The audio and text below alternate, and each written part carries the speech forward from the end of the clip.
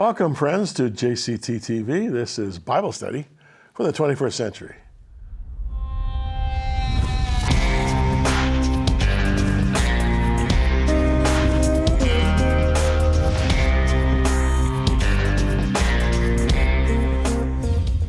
Years ago, a German philosopher theologian by the name of Dietrich Bonhoeffer wrote a book entitled The Cost of Discipleship.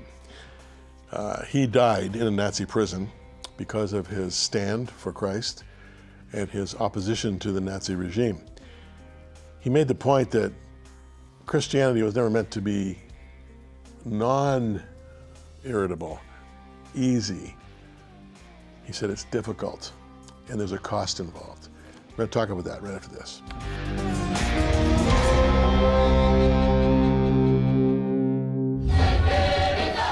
Remote and rural, these children and their families have no access to medical care. There is no clinic nearby. And when a mother is desperate to save her dying child, she will walk for many hours. Sometimes the child doesn't survive. So we go to them. These tables and chairs under the trees look like a gathering, not a medical clinic. But the doctors and nurses are transforming the lives of the children and their families. They provide primary medical care, classes on sanitation, medicines, and a better understanding of HIV and AIDS. Most of all, they bring hope as they diagnose, treat, and educate families. This clinic is a gift from donors that will transform their lives. You can become part of that transformation. Your gift of $25 will provide health care for an entire family. $100 provides care for 6 families. Be a part of real change. Go to wowmission.ca/saveachild.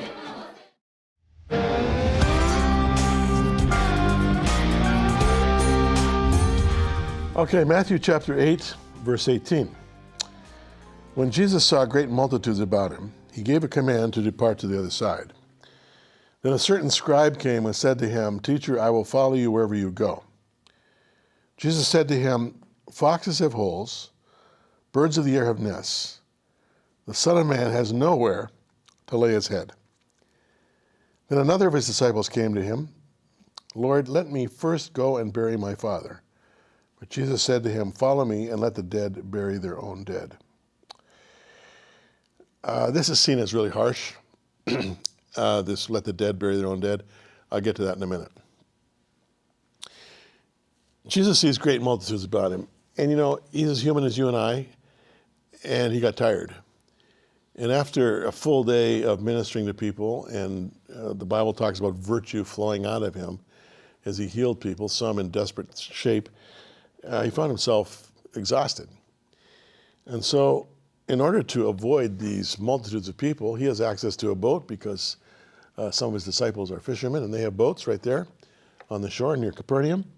He says, let's get out there on the water and go on over there, over to the other side, meaning over to the east side of the lake, right at the foot of the Golan Heights. And as they're doing this, a scribe comes to him. Now, a scribe was a legal expert. He was trained in Jewish law. And so in a sense, he was like a religious lawyer. And scribes had great status in the culture of Jesus' day. You often see reference to the Pharisees, the Sadducees, the scribes, the Pharisees, and the Sadducees. These 3 groupings. The Pharisees were the general kind of religious leaders. The Sadducees were the elite temple leaders. The high priests and his families were all Sadducees. But whether it was a scribe, a Pharisee, or a Sadducee, they began to realize early on that this Jesus of Nazareth was not just fascinating, he was a threat to the status quo. So it could very well be when he says, "Teacher, I'll follow you wherever you go." It was said perhaps in a half-mocking tone. Or he may have been testing Jesus with this comment. There are those who believe he was being totally sincere. I don't know. But I find Jesus' answer fascinating. He's not flattered by this. He's not overcome with gratitude that, a man of his stature, a scribe, would actually want to come and follow him. he just gets right to it. He gets to the point. He says, look, foxes have holes, birds of the air have nests. The Son of Man has nowhere to lay his head. You say, excuse me, of course he does. Just last night he was sleeping in Peter's house. Well, probably that's true. In fact, Jesus slept in a number of borrowed beds over the course of his life after he left Nazareth as a young man. But what he's saying is, you, Mr. Scribe, have security in this world's terms. I don't. You have a fixed address. I don't. You have a fixed income. I don't.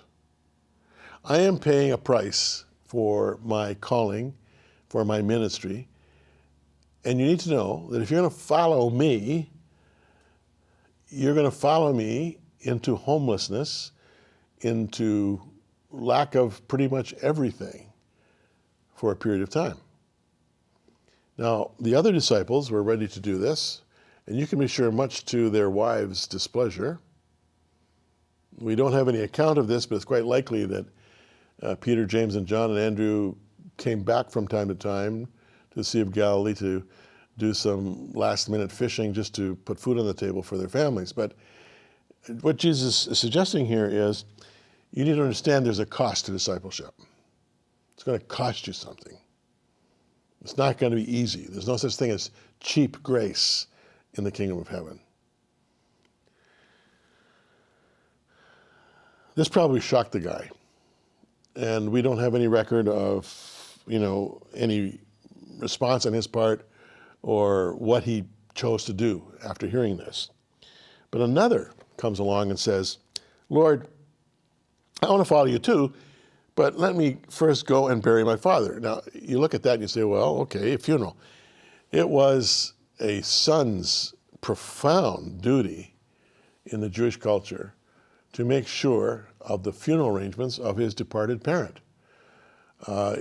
He was to drop everything. He was to bury his departed father on the very day he died, and that's done to this day in the Jewish culture. But then he was required to sit Shiva, as they call it, sit for 7 days in mourning and receive friends and relatives and neighbors and acquaintances coming with their condolences. And it was like a sacred rite of passage. This was not something you dealt with lightly, which makes it all the more astonishing that Jesus says to him, follow me and let the dead bury their own dead. The harshness of that, the in-your-faceness of that, in combination to what he said to the scribe, foxes have holes, birds of the air have nests, Son of Man has nowhere to lay his head, tells me that not only was Jesus tired after a long day and wanting to get out of there, get across the other side and have some peace, but he also suspected the motives of both of these guys. I could be reading it into it, but as I look at it, that's what occurs to me. And you can take it or leave it. What is interesting here is that Jesus refers to himself, look at this in verse 20, as the Son of Man. What is that all about? Son of Man. It's an expression that he used again and again and again throughout the gospel record when referring to himself.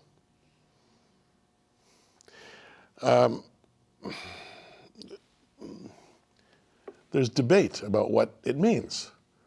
Maybe it just means a man, a human being. You read Ezekiel, for instance, starting in chapter 2 and in subsequent chapters. Again and again, the angelic personage addresses Ezekiel as Son of Man. In other words, human being. C.S. Lewis in his Narnia Chronicles, Son of Adam. That's maybe all it means.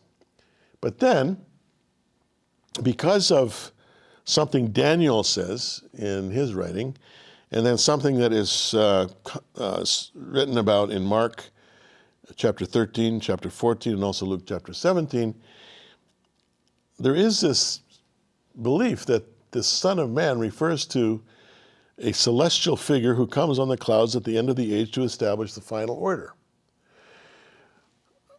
This has to do with what theologians call eschatology, the doctrine of the end time. And I want to take some time with this with you, friends.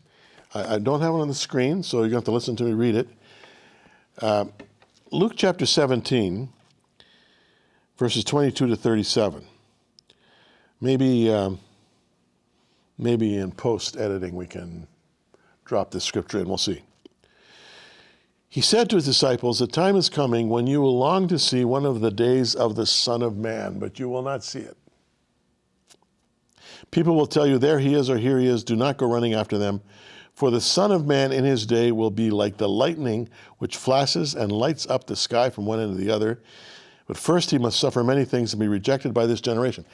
What Jesus is tapping into here is a very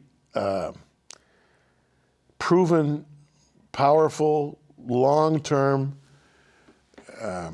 expectation on the part of the godly in Israel that had prevailed for literally centuries, that at the end of days, there would be a figure called the Anointed One.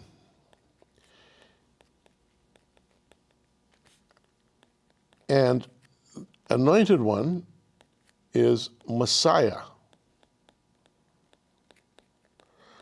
Messiah.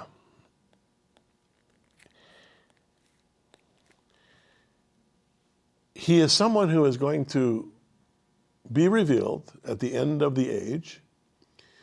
He is going to right the injustices of the world.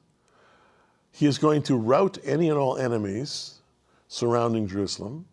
He is going to establish the kingdom of heaven and rule the world from that holy city. And this was an expectation that persisted for centuries. And even during that 400-year quiet time between the last of the prophets and the coming of Jesus, that intertestamental period, there was always a remnant of very devout Jewish people who would meet together, they would read the scriptures together, they'd interpret the scriptures together, and they would see in those scriptures what we refer to in Isaiah as a suffering servant, as someone who is going to come and take upon himself the pains and the sorrows and the sufferings of mankind, who is going to bear in his own body much of that reality, but ultimately would triumph and would be king of the universe. The Anointed One, the Messiah. Daniel introduces the concept that this Anointed One will also be called Son of Man, and which suggests that he's not only a heavenly personage, but he's also of the earth. And it's difficult to kind of put these two things together until you get right into the life of Christ. This is why the virgin birth is so important.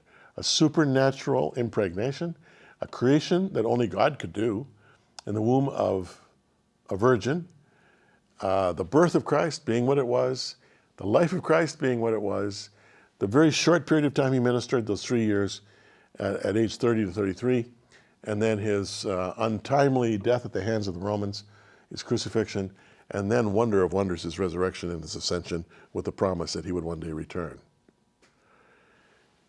What's very unique about the Jewish faith is that it's the only one of ancient faiths that has a future view, that looks to an end of days, that has an eschatology, that sees a culmination of history coming to closure with victory.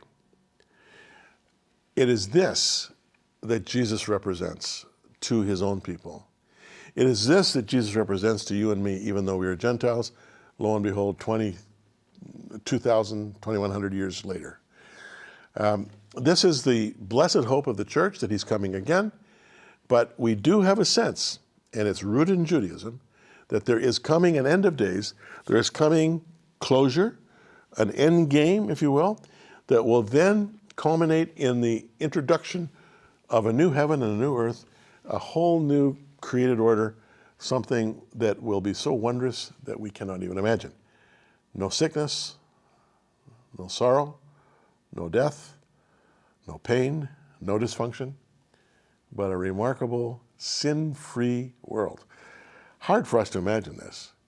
But that's all a part of this Son of Man thing. But what Jesus is saying here is, if you have people who are announcing the coming of the Son of Man, resist it. He says, because the Son of Man is going to have to suffer many things and be rejected by this generation. He says, for as it was in the days of Noah, so it also will be in the days of the Son of Man. People were eating, drinking, marrying, being given in marriage after the day Noah entered the ark. Then the flood came and destroyed them all. It was the same in the days of Lot. People were eating and drinking, buying and selling, planting, building. But the day Lot left Sodom, fire and sulfur rained down from heaven, destroyed them all. It will be just like this on the day the Son of Man is revealed. What he's saying is, the Son of Man is without question an eschatological figure. And even though I am Son of Man with you now, I am also Son of Man coming in clouds of glory then. And you can't really blame the disciples for not getting this, for not understanding this. It's hard enough for us to understand it all these years later with the benefit we have of the written scriptures and what we've learned in history. But when we talk about faith in Jesus, we're talking about faith in someone who not only is Son of God, but also Son of Man, not only in terms of earthly human reality, but also as soon coming King. And so when you look at the history of the church over centuries, there's always been the expectation that this might be the generation that sees the Son of Man coming in clouds of glory. You could say, well, gee whiz, that idea should be older than the hills by now. Keep this in mind. Peter says this, a day is like 1,000 years, and 1,000 years like a day in God's sight. If you want to look at it in those terms, we've lived 2 days since the birth of Christ. 2 days, that's it. We can very easily, from a biblical perspective, say, we are living in the last days. The urgency that comes with that last day reality should be a part of our life. That doesn't mean that we're, walking around looking at the heavens every day, but we shouldn't be surprised that God is working out his will in history, and that much of what we see happening in our world today is a part of the, if you will, the birth pangs, the painful birth pangs of that new created order that maybe sooner than we realize is going to be revealed. And so when you think of Jesus as Son of God, Son of Man, think of him as surely God and surely man, absolutely, but also remember this eschatological perspective. He is coming again, and he will come in clouds of glory. We'll be back with more after this.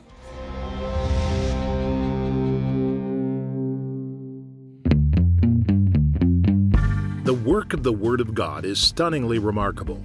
We must understand that God has placed his life codes of salvation and healing in the books of Matthew, Mark, Luke, and John. Jim Cantelon is focused on the messages that God has communicated through the Bible to you and me. Today, it's more important for us now that we learn what God is saying to us. God has placed us here now to be examples and to share the good news of his work with the world today. If you've heard the Divine Mind speak to you through this program, then God has worked in amazing ways to reveal his word. Remember that this program has cost, and we have been faithful to God to bring this program to you. If you want to give an offering in any amount, we would appreciate it. Send to Jim Cantelon today, P.O. Box 989, Burlington, Ontario, L7R3Y7. Or call us at 519-415-8341. Or simply visit jimcantelontoday.com. This year, share Christmas by changing the life of a child in Africa. For a small donation, you'll get a new school uniform, school supplies, all purchased locally to stimulate the economy. And the whole village will join in a wow Christmas celebration, all for just $25. This Christmas, give a child a celebration they'll never forget. Wow.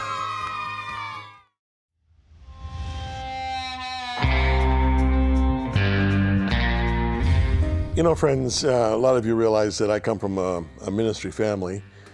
My family entered full-time ministry back in 1913, and so for the last 100 plus years, all of my male forebears have been ministers of the gospel, pastors, evangelists, missionaries, church planters. One of my forebears was a pioneer in Christian television in the USA. So my whole life has been built and surrounded by, if you will, a cloud of ministerial witnesses. And I grew up in that context. My dad, himself a preacher, never put any pressure on me to become a minister of the gospel. It was just something that I felt in my own heart I should do. And now, these many generations later, my own 3 kids are all in the ministry, and an adult cousin of mine who's in the ministry has 4 kids in the ministry, and the beat goes on. Why am I telling you this? I'm telling you this because I grew up in church culture. And I'm fully aware of strengths and weaknesses of church culture. I know that sometimes some cultural values can take on biblical authority, which is always a mistake, but it can happen.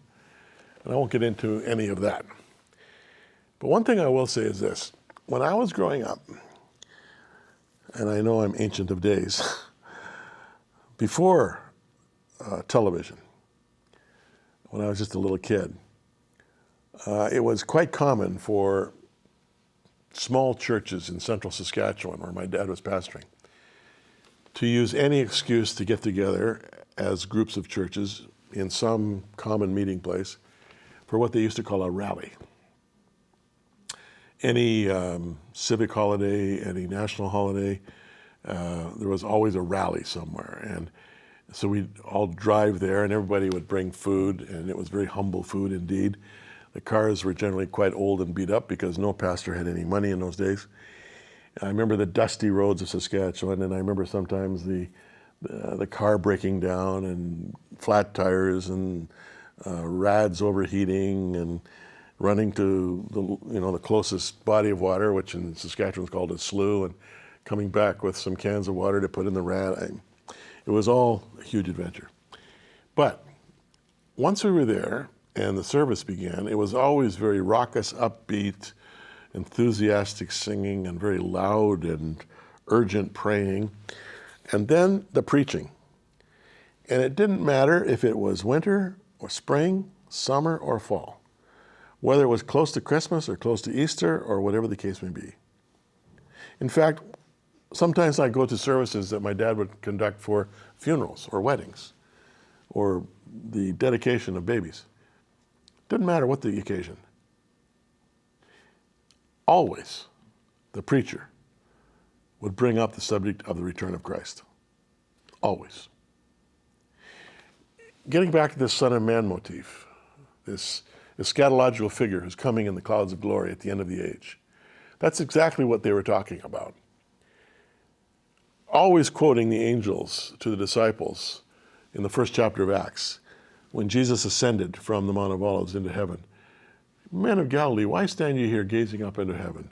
This same Jesus shall return just as you've seen him go. In like manner as you've seen him go. Introducing to the life of the church and the thinking of the church that the story is not over yet. That Jesus was truly, as he kept saying of himself, Son of Man, with the implication that went far beyond my humanness, has to do with my Messiah-ness. I'm coming again. And so as I would sit and listen to these sermons, I would hear preacher after preacher saying, we're living in the last days right now. I'm talking now the early 50s, mid-50s, early 60s. We're living in the last days right now. Jesus is coming soon. I remember, in the 50s and 60s, if the year 2000 was mentioned, that was like beyond the pale. 2000 will never get there. Jesus is going to come back before 2000. Absolutely. That's a no-brainer. And you can understand them feeling this way because these adults in my life are the adults who had come through World War I, the Great Depression, and World War II. humongous cataclysms. And they had every reason to believe that Jesus was at the door. How could he not be at the door when the world has come so close to total self-immolation these many times in the first 2/3 of the century? Well, as it turns out, we're now well into the 21st century, and Jesus has not yet returned. But remember, a day is like 1,000 like a day in God's eyes. We are in the last days. And it's absolutely legitimate for us to say that and to expect that Jesus is coming soon. Emphasis on soon, meaning a biblical soon. It may not be soon in terms of our, lifespan expectations, but it's soon in terms of the scope of history. And so we should live our lives with that expectation and choose our values accordingly. I'll be back right after this.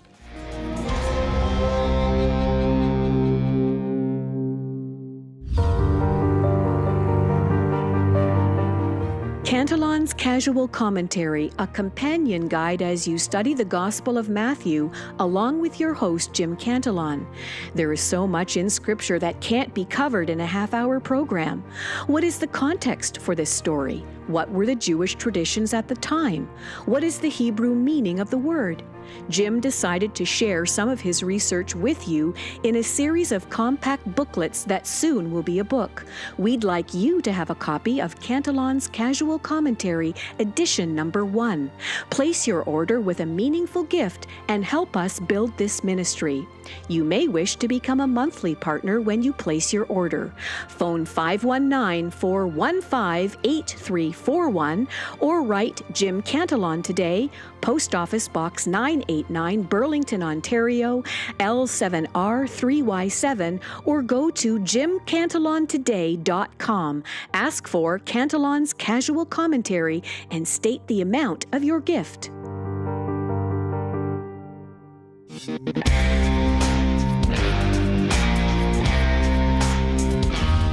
Remember when you contact his friends to ask for Cantelon's Casual Commentary, this is edition 1, Matthew 1-4, Matthew 5-7 is coming up soon. And remember that this ministry is founded financially on your gifts. I don't make a big deal about it, but boy, without your support, we won't be on the air much longer. So you do your part, we'll do our part, we'll have fun together and learn the word together. Thanks for watching. See you next time.